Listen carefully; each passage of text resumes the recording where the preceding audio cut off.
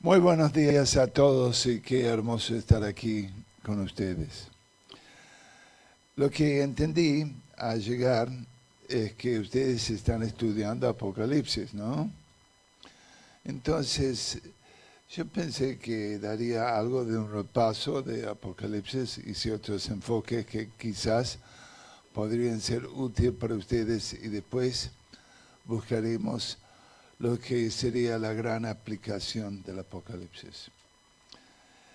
Pero antes vamos a orar a Dios y les invito a tomar su Biblia y fíjense conmigo en Apocalipsis capítulo 1 y vamos a ir repasando por este hermoso libro, pero oremos al Señor.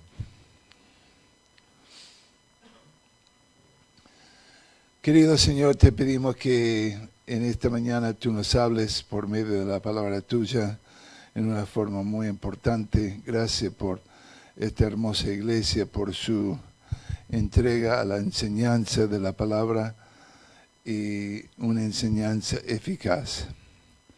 Ahora te pedimos que el Espíritu de Dios tome de la palabra tuya, Señor, para enseñarnos. En el nombre de Cristo Jesús. Amén. Apocalipsis, ¿qué es y qué significa? Apocalipsis viene una palabra que implica quitando el velo.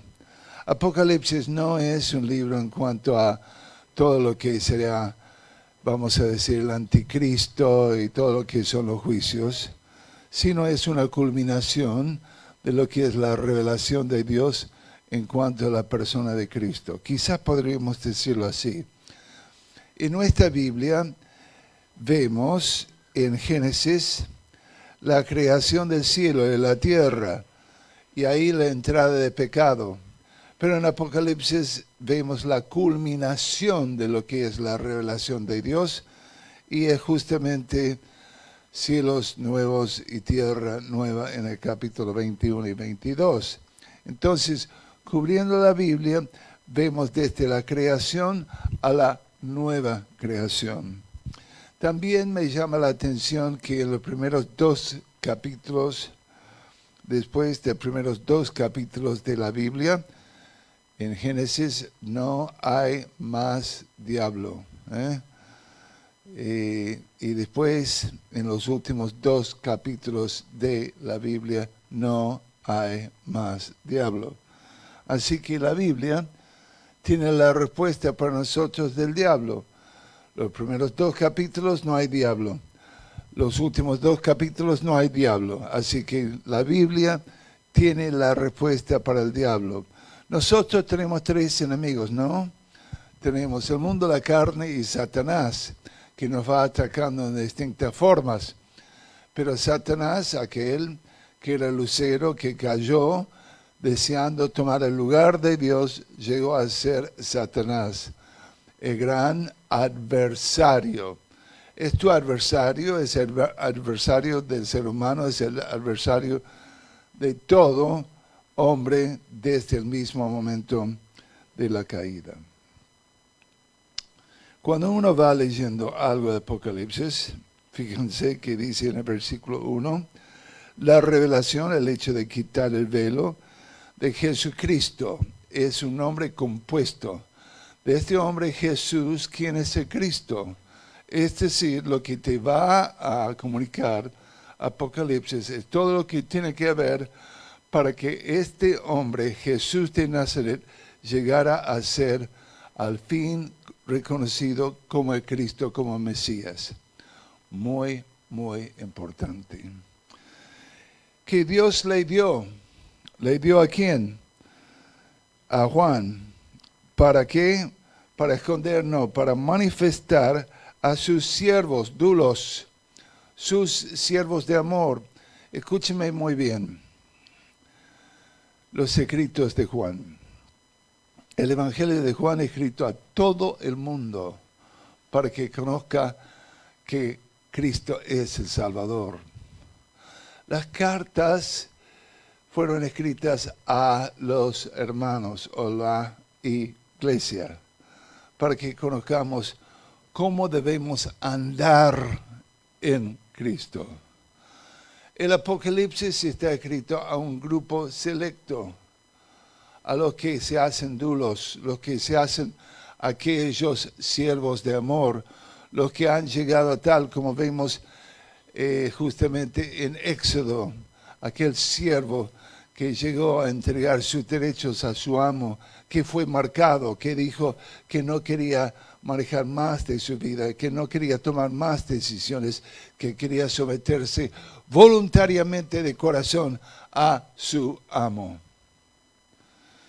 Este libro, Apocalipsis, aunque es muy importante la parte académica, la parte de inteligencia, uno no puede entender el mensaje de este libro si no llega a ponerse como un doulos, como un siervo de amor. No es para llenar tu curiosidad o mi curiosidad, es para transformar nuestro carácter. Muy diferente, ¿no?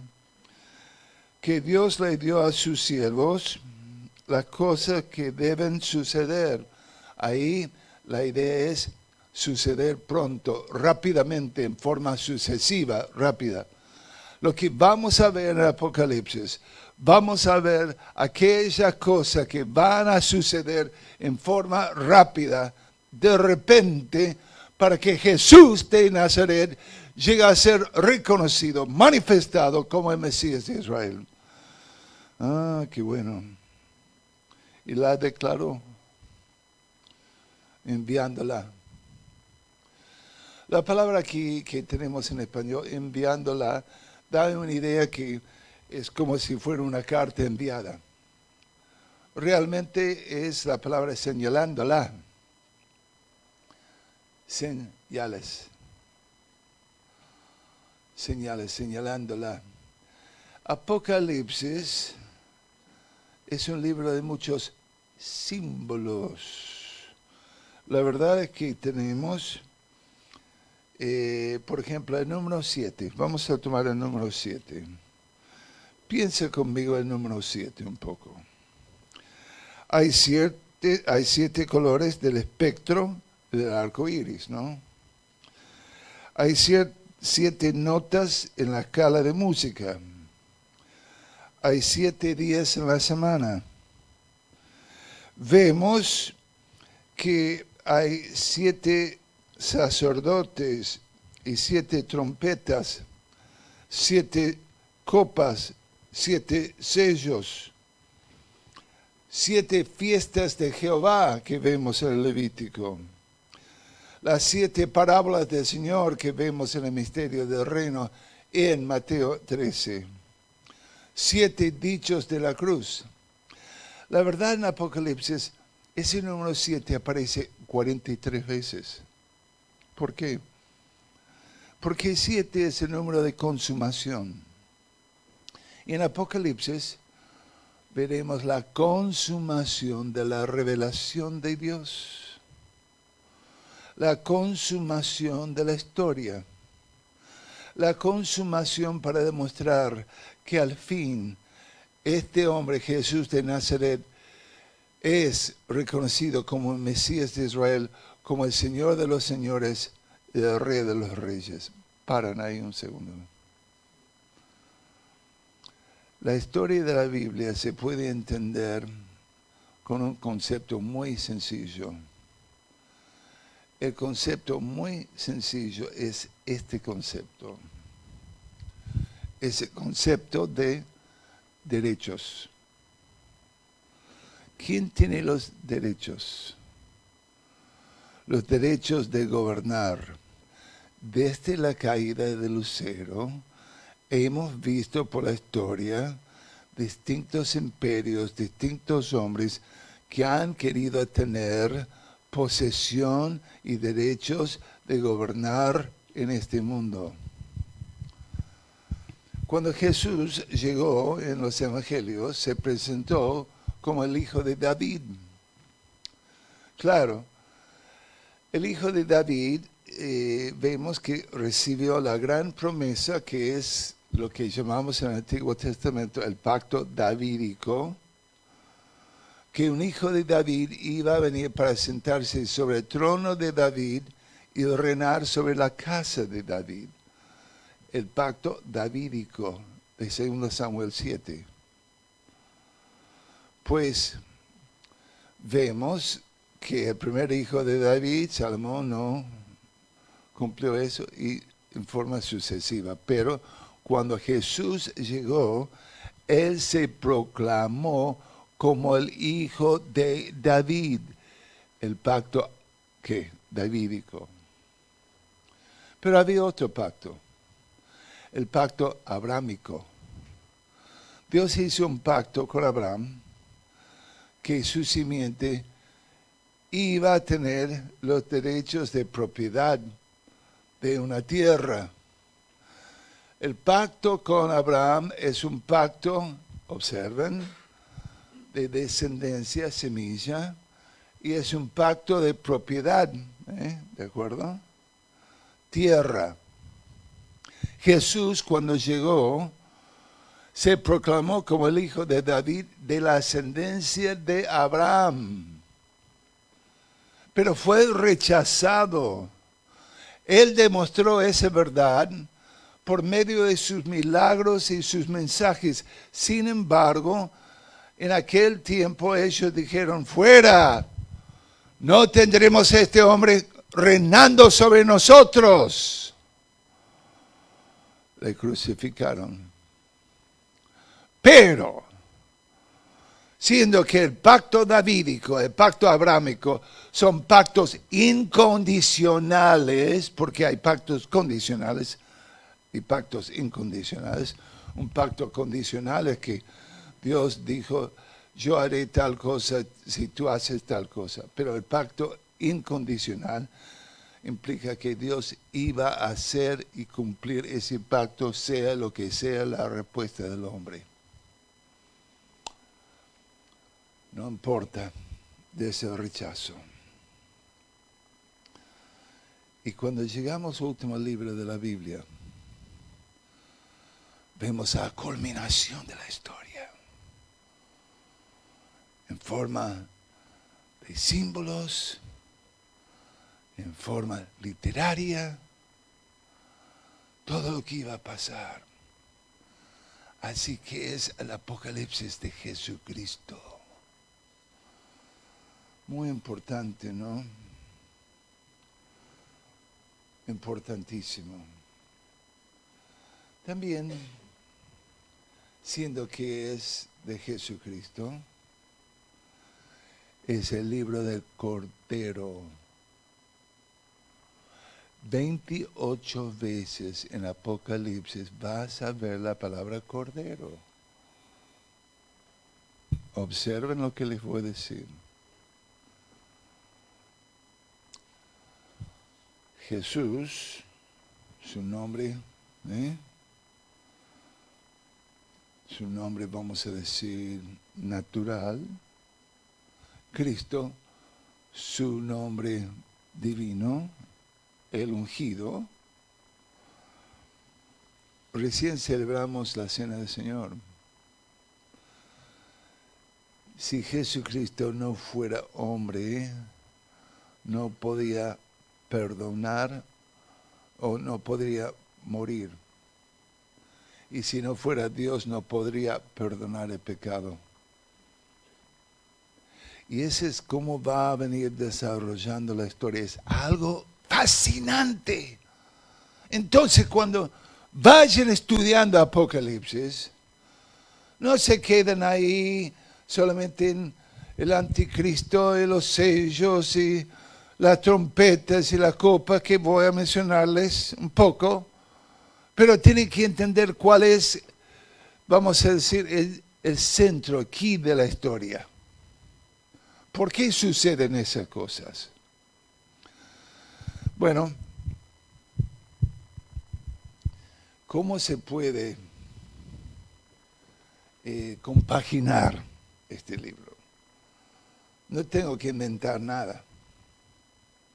Dios dejó un bosquejo divino en capítulo 1, versículo 19.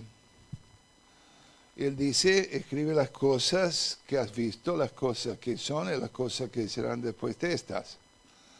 las cosas que has visto, observen, observen, observen, observen. Esa visión de Cristo resucitado, glorificado que él vio en la isla de Patmos. ¡Pah! ¡Qué hermoso! Nosotros, en más de una oportunidad, estuvimos en la isla de Patmos. Y en una oportunidad en el día del Señor, y en el groto donde estaba ahí Juan recibiendo esa visión, salimos y afuera, un lindo lugar, celebramos la cena del Señor. Fue lindo, pero entendiendo algo, que capítulo 1, él vio el Cristo resucitado, glorificado, real sacerdote. ¿Y qué fue la actitud de él al ver esa visión? Cayó a sus pies como muerto. Era algo impresionante. En el día que tenemos la costumbre de solo tratar a Jesús como amigo, como compañero, como aquel, ¿no será cierto que nos olvidemos que Él es Dios? Que un día a ver a Cristo en toda su plenitud, vamos a caer a sus pies como muertos. Ese es el capítulo 1. Las cosas que has visto, las cosas que son. Capítulo 2 y 3, las 7 iglesias de Asia Menor. También hicimos giras por las 7 iglesias de Asia Menor. Y vemos que son iglesias literales, locales, históricas, representativas, con verdades personales, pero lamentablemente hoy en manos de musulmanes. Todo. ¿Por qué? En aquellas iglesias venía la voz de Cristo resucitado y dijo, presta atención, si no voy a ir y voy a quitar tu ¿qué? Candelero. Eso es lo que sucede, mis queridos. A propósito, el candelero, el candelabro no es la luz. Es el vehículo por medio de que esa vela de luz es sostenida. Uno pierde su privilegio de levantar en alta la luz.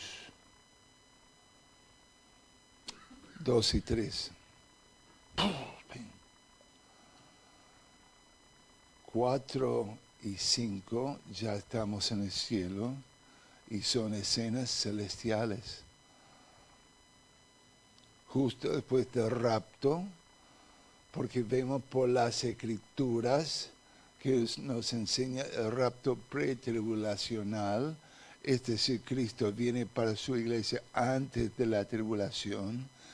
No tengo tiempo para entrar en todo el tema, pero es así. Pero la cena 4 y 5 en el cielo. Y ahí estaremos todos aquellos desde el día de Pentecostés hasta el rapto que han puesto su fe en Él. Y uno como el Redentor. Y otro como el Creador. Y vamos a ver algo realmente emotivo, porque pasa aquí en el capítulo 5 que justamente se abre un rollo y ese rollo es de la propiedad del mundo. Y versículo 2 dice, vi un ángel fuerte, pregonaba a gran voz, ¿quién es digno de abrir el libro y desatar sus sellos? Y versículo 3, y ninguno, en otra versión, y ningún hombre, ni en el cielo, ni en la tierra, ni bajo de la tierra, para abrir el libro, ni desatar sus sellos. Y aquí vemos a Juan, y lloraba ya mucho, porque no se había hallado a ninguno digno de abrir el libro y ni ¿qué? Leerlo, ni mirarlo. Y uno de los ancianos me dice, no llores. He aquí el león de la tribu de Judá, la raíz de David. ¿Ves? El pacto davídico. Ha vencido para abrir el libro, desatar sus 7 sellos. ¿Y qué pasó? Giró. Y miré y vi en medio del trono de los 4 seres vivientes y en medio de los ancianos que estaba en pie un cordero como inmolado. ¿Veis el cordero? ¿Quién es digno? El león de la tribu de Judá, en nombre de Mesías. Giró y no era el león, era el cordero inmolado, porque por medio de su obra en la cruz, él reganó lo que era el derecho de la propiedad del mundo. Aleluya. No llores. Bueno, ese es el capítulo 4 y 5. Capítulo 6 al 19 vemos el tiempo de la tribulación, es decir, futuro juicio de Dios en forma global, aunque hay, vamos a decir, como las olas del mar, porque vas a ver 7 sellos y justamente aquí en el capítulo 6, 7 sellos, un intervalo, capítulo 7, vemos los 144,000 testigos. Capítulo 8, 7 trompetas. Hasta el fin del capítulo 9, los juicios. En un momento voy a mencionar los juicios. Capítulo 10, un rollo pequeño. Están estudiando eso ahora. Pero solamente les digo, es algo curioso, ¿no? Dulce a su paladar, amargo a su vientre.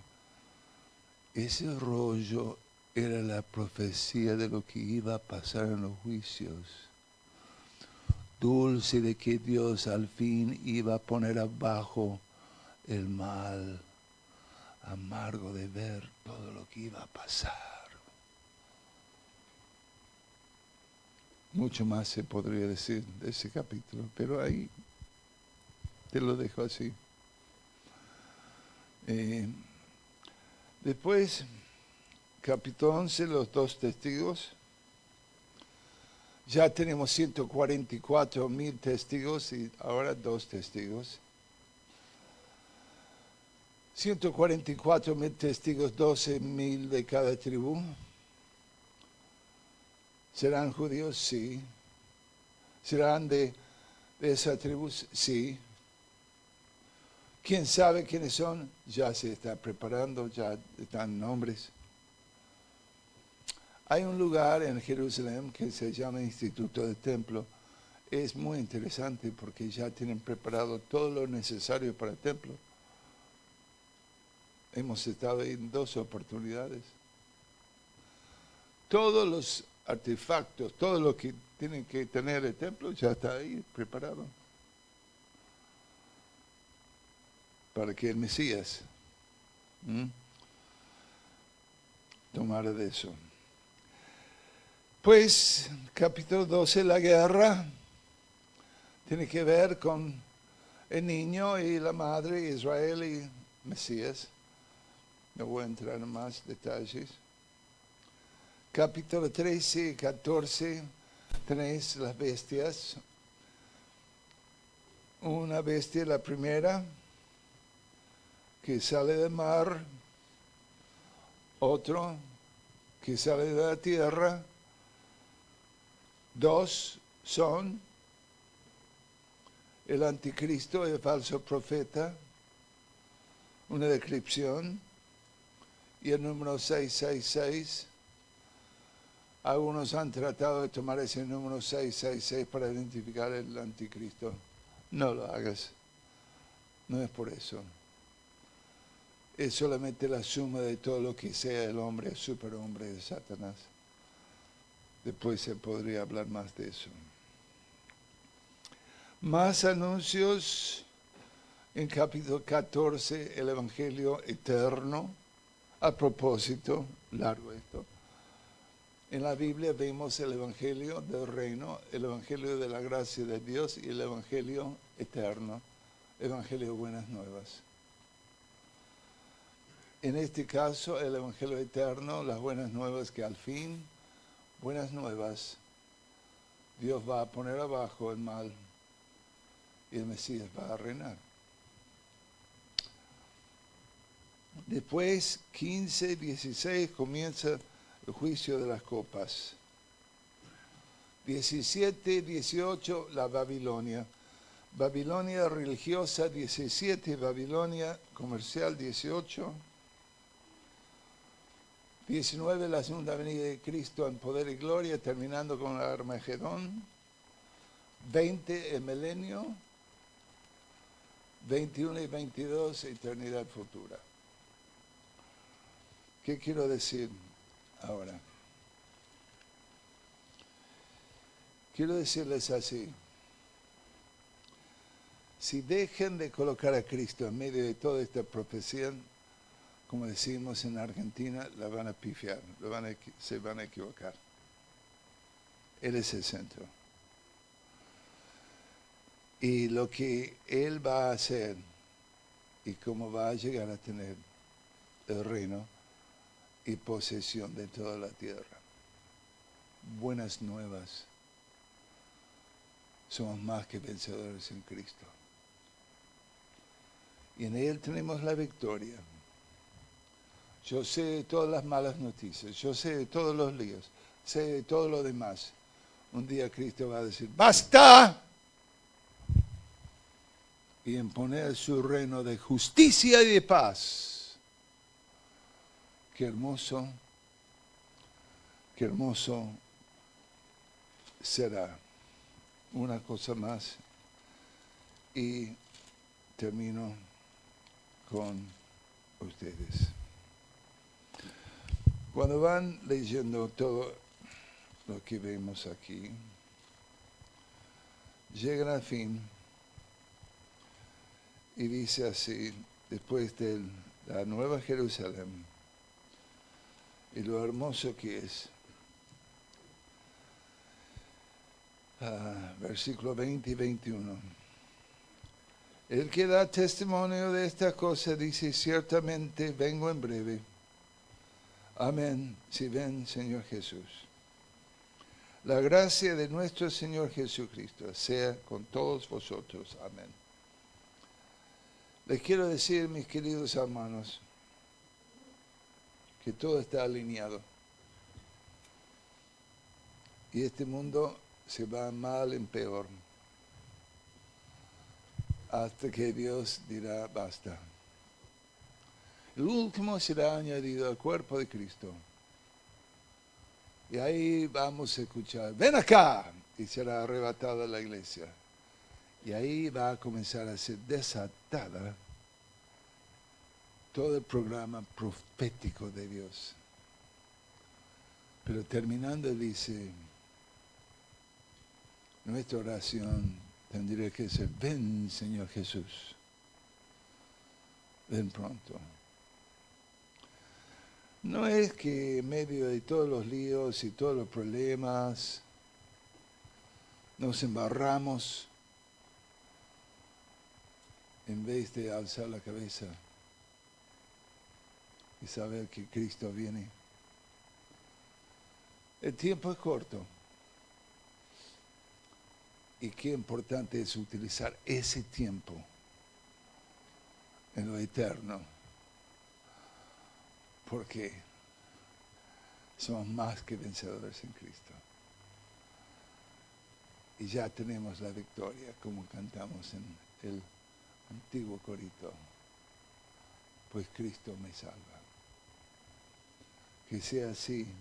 Para nosotros y para todos ustedes en su estudio podremos hablar horas y horas y horas del Apocalipsis. Y se merece.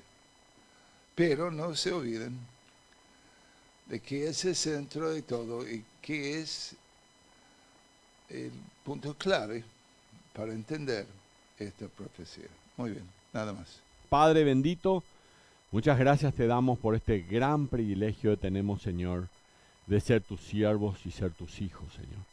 Y así como decía el apóstol Juan, ven, Señor Jesús, ven. Tú nos prometiste ahí mismo en Apocalipsis 22, vengo pronto. Te esperamos, Señor.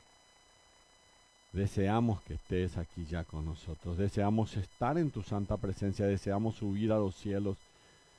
Deseamos eso con todo el corazón, Señor. Padre, muchas gracias por este tiempo de tu palabra. Gracias por lo que eso significa para nosotros recordar que tú vienes pronto.